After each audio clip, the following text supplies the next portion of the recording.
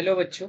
आज हम लोग डिस्कस करने वाले हैं जो हमारा रसायन विज्ञान का पहला चैप्टर है और क्लास 12 का है, जो कि भौतिक रसायन के अंदर आता है। जो ये हमारा पहला चैप्टर है, ये है बिलियन। ठीक है, जिसको इंग्लिश में सोल्यूशन बोलते हैं। तो ये जो बिलियन चैप्टर हमारा है, इस बिलियन चैप्टर के अंदर हम लोग बहुत सारे कंसेप्ट पढ़ेंगे। तो बिलियन चैप्टर को शुरू करने से पहले आपको बता दिया जाए, ये आपका पहला लेक्चर होने जा रहा है। इसी तरह आपको हर एक लेक्चर मिलेंगे। ठीक है, तो आइए इसको डिस्कस करते हैं। तो जो बिलियन है हमारे पास, ये क्या होता है कि बिलियन को यदि हम लोग डिफाइन करें, मतलब इसकी हम लोग परिभाषा लिखे, तो बिलियन ये होती है दो या दो से। बिलियन क्या होती है भैया हमारा, ये बोल सकते हैं बिलियन, कि बिलियन जो होती है वो दो या दो से अधिक, दो या दो से अधिक समांगी मिश्रण को, समांगी मिश्रण को समांगी मिश्रण को बिलियन कहते हैं। दो या दो से अधिक, अधिक, और यहाँ पे क्या होगा, दो या दो से अधिक पदार्थों के, ठीक है, दो या दो से अधिक पदार्थों के समांगी मिश्रण को बिलियन बिलियन कहते हैं। अब बच्चे बात करते हैं कि भैया दो या दो से अधिक समांगी मिश्रण को तब बिलियन कहते हैं, तो इसका मतलब ये है कि मिनिमम हमारे पास तब कम से कम दो तो क्या होने चाहिए, पदार्थ होने चाहिए। वो पदार्थ आपका क्या होगा, ठोस होगा कि द्रव होगा वो, या गैस होगा, कुछ भी हो सकता है। इसको हम लोग आगे डिस्कस करेंगे जब बिलियन के प्रकार पढ़ेंगे। तो की जो डिफिनेशन है लास्ट एंड फाइनल क्या है, दो या दो से अधिक पदार्थों के समांगी मिश्रण को बिलियन कहते हैं।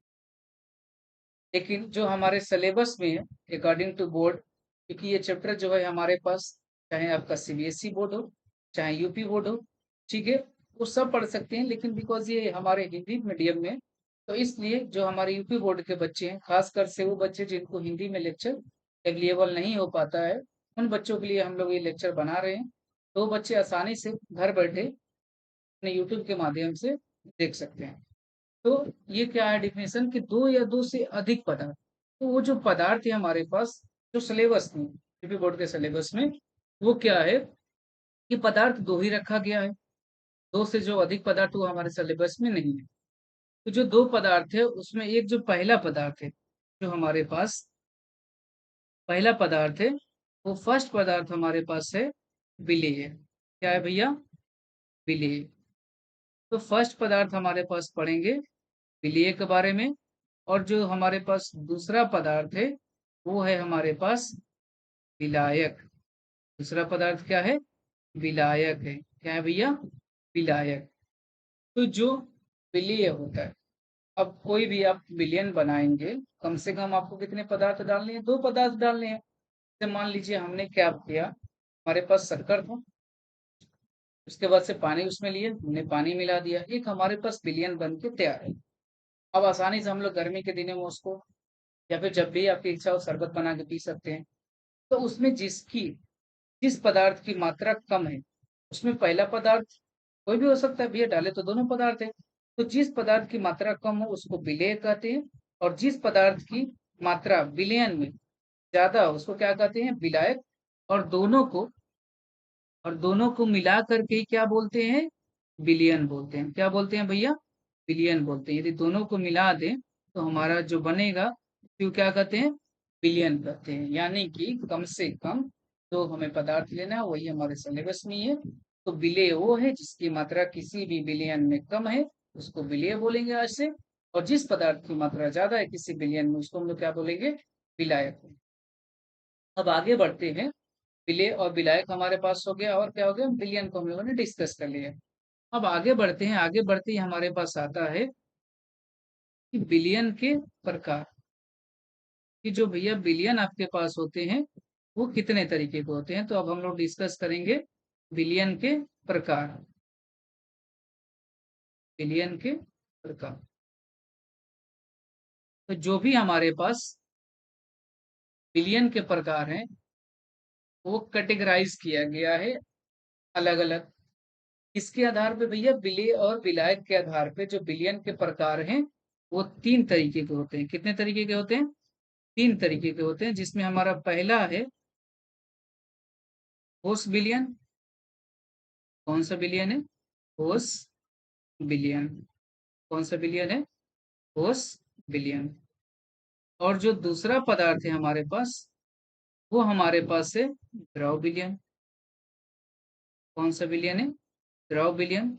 और जो तीसरा हमारे पास है वो हमारे पास है गैस विलयन, या फिर इसको पूरा हम लोग बोलते हैं गैसीय विलयन। कौन सा विलयन? गैसीय विलयन। तो यानी कि हमारे पास तीन तीन प्रकार के क्या हो गए? विलयन हो गए। एक हमारे पास हो गया ठोस विलयन, दूसरा हो गया द्रव विलयन, और तीसरा हमारे पास हो गया गैसीय विलयन। तो इसमें जो हमारे पास है ये अलग अलग, इसमें हम लोग डिस्कस करेंगे। जो हमारे पास क्या है, गैसीय विलयन है और द्रव विलयन है, सबको एक एक तरीके से हम लोग डिस्कस करेंगे। तो आइए डिस्कस करते हैं। जिसमें सबसे पहले हम लोग लेते हैं क्या,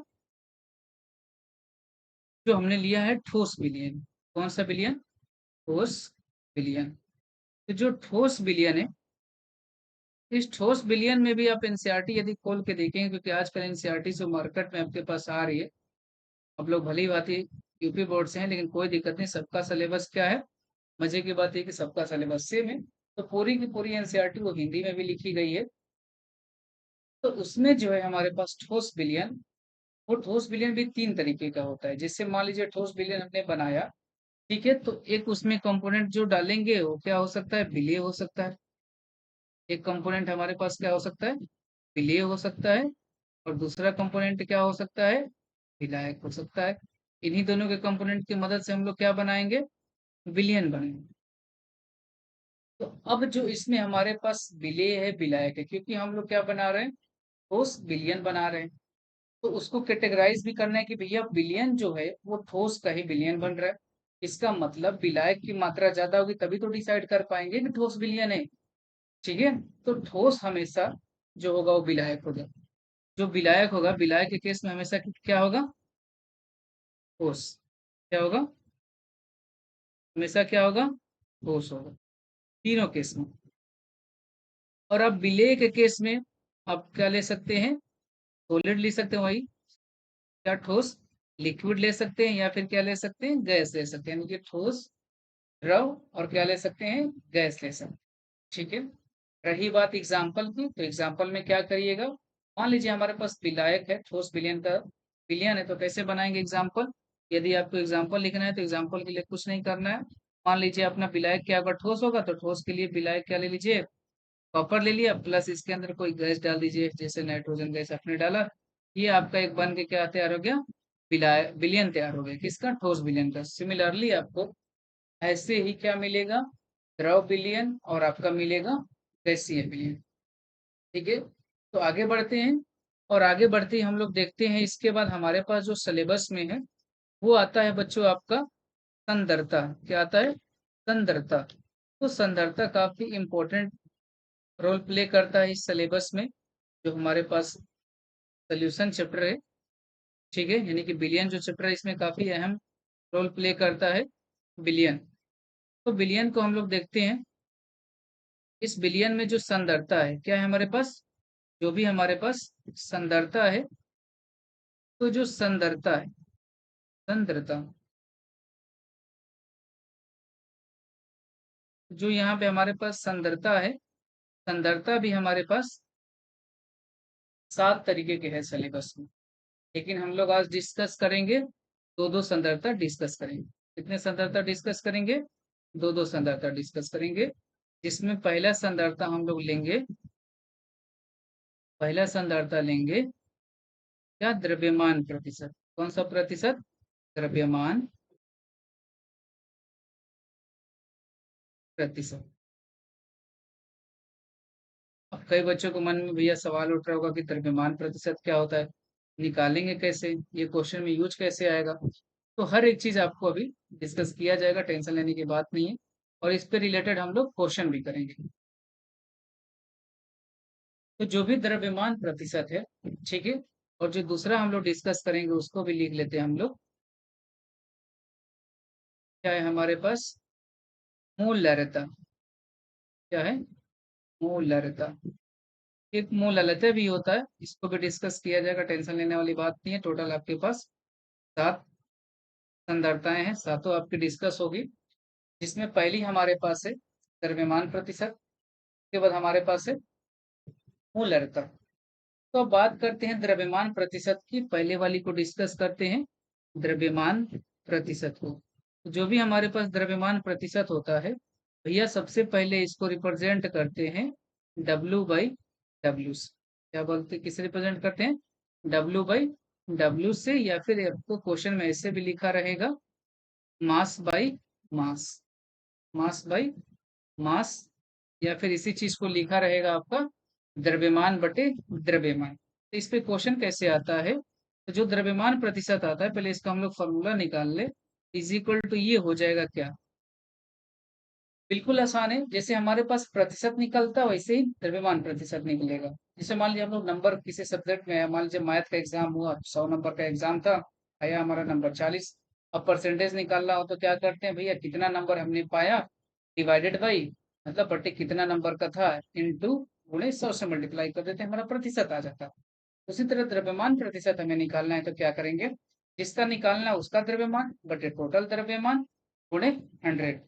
तो जो इसका हम फॉर्मूला बनेगा, क्योंकि क्वांटिटी जिसकी कम है वो क्या होता है, विलेय यहाँ पे हमारे पास होता है। तो विलेय का द्रव्यमान, विलेय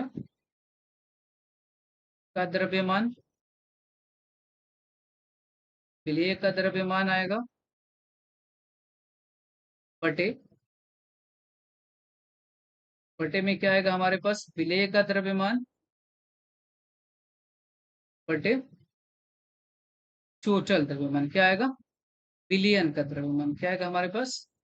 बिलियन का द्रव्यमान। इसका द्रव्यमान आएगा बिलियन का द्रव्यमान। मतलब कि जब भी आपको क्या निकालना है, जब भी आपको निकालना है भैया द्रव्यमान प्रतिशत, तो आपको कुछ नहीं करना है, बस आपको ये याद रखना है कि जो भी आपके पास है विलेय का द्रव्यमान, उसका द्रव्यमान रखना है और उसको किससे डिवाइड कर देना है, बिलियन के द्रव्यमान से। लेकिन क्योंकि आप क्या निकाल रहे हैं, प्रतिशत निकाल रहे हैं, तो इसको आपको किससे मल्टीप्लाई करना पड़ेगा, 100 से मल्टीप्लाई करना ही करना पड़ेगा। अब इस पे एक एग्जाम्पल हम लोग लेते हैं, एग्जाम्पल, ठीक है, उदाहरण एक किया जाए। उदाहरण क्या है, मान लीजिए हमारे पास 4 ग्राम सोडियम हाइड्रोक्साइड है। क्या है? 4 ग्राम सोडियम हाइड्रोक्साइड है, जिसका फॉर्मूला क्या होता है, NaOH। ये 4 ग्राम जो सोडियम हाइड्रोक्साइड है, ये भैया आपका क्या है, ये आपका 40 ग्राम वाटर में घुला हुआ है। क्या है? घुला हुआ है। क्या है? घुला हुआ है। तो जब ये 40 ग्राम वाटर में घुला हुआ है, तो हमको क्या निकालना है, इसका द्रव्यमान प्रतिशत निकालना है। तो जब इसका हमें द्रव्यमान प्रतिशत निकालना है तो करेंगे क्या, जैसे हमने आपको फॉर्मूला में लिखा है कि ऊपर रखना है बिलियन का द्रव्यमान, सॉरी ऊपर रखना है विलेय का द्रव्यमान बटे बिलियन का द्रव्यमान गुणे 100। तो यहाँ पे देखिए 4 ग्राम सोडियम हाइड्रोक्साइड NaOH और 40 ग्राम आपका क्या है, पानी घुला हुआ है। तो किसकी मात्रा कम है, सोडियम हाइड्रोक्साइड की। NaOH की कितनी ग्राम है, 4 ग्राम, यानी कि ये विलेय होगा, ठीक है। और 40 ग्राम पानी, ये हमारे पास क्या होगा, विलायक होगा, दोनों को जोड़ देते क्या होगा, बिलियन हो जाएगा।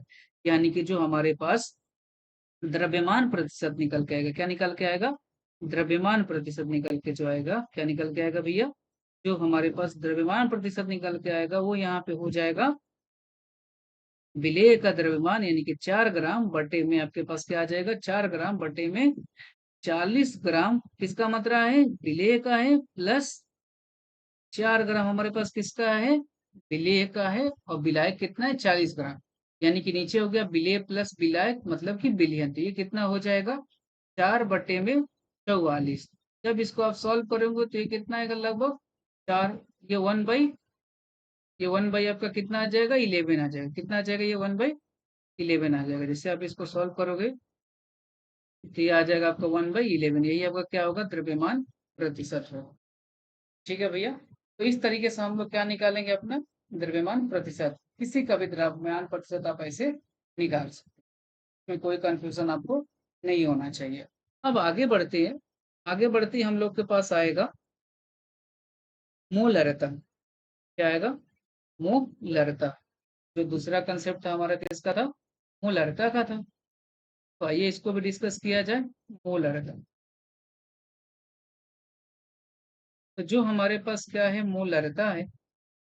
मोलरता को हम लोग प्रदर्शित करते हैं बड़े वाले एम से। किससे, बड़े वाले एम से। ये क्या होता है, जो हमारे पास द्रव्यमान का कंसेप्ट इसमें थोड़ा बहुत यूज आएगा, लेकिन जो मोलरता होती है हमारे पास, ये भी एक सांद्रता को दिखाने का अलग तरीका है। ठीक है। तो जो मोलरता है ये इसका बनता है, जो इसका फॉर्मूला बनता है वो क्या बनता है, विलेय का मोल। विलेय का मोल, इसका मोल, विलेय का मोल। ये अलग अलग किताब में अलग अलग देखने को मिलेगा, लेकिन आप लोग को ऊपर क्या रखना है, विलेय का मोल बटे में, बटे में आपको रखना है आयतन। क्या रखना है नीचे, आयतन रखनी है। क्या रखनी है, आयतन। आयतन, और वो भी किसका आयतन रखना है, बिलियन का। किसका रखना है, बिलियन। मतलब जो भी हमारे पास बिलियन आएगा उसका बटे में क्या रखना है, आयतन रखना है। ठीक है। लेकिन यूनिट किस में रहेगी, लीटर में। किस में रहेगी, लीटर में। जो बिलियन का आयतन है, ठीक है, उसको लीटर में रखना है।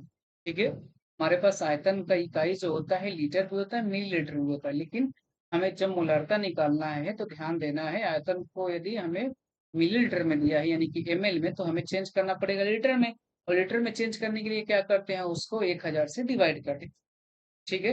लेकिन जैसे ही हम लोग आएंगे मोल, अब यहाँ पे आ गया मोल, तो यहाँ कहानी फंसेगी यहाँ पे। तो मोल निकालने के लिए हमारे पास 11th में बहुत सारे फॉर्मूले होते थे, लेकिन हम लोग के पास जो यूज आएगा वो एक ही यूज आएगा, जिसमें से एक होता था मोल निकालने के लिए। तो सबसे पहले जो मोल होता है, मोल को हम बता देते हैं एक बार फिर से। जो मोल को प्रदर्शित करने का तरीका होता है वो क्या होता है, छोटे वाले एन से प्रदर्शित करते थे। किससे प्रदर्शित करते थे, छोटे वाले एन से प्रदर्शित करते थे। तो वहां पे मोल इज इक्वल टू क्या होता था, दिया हुआ भार।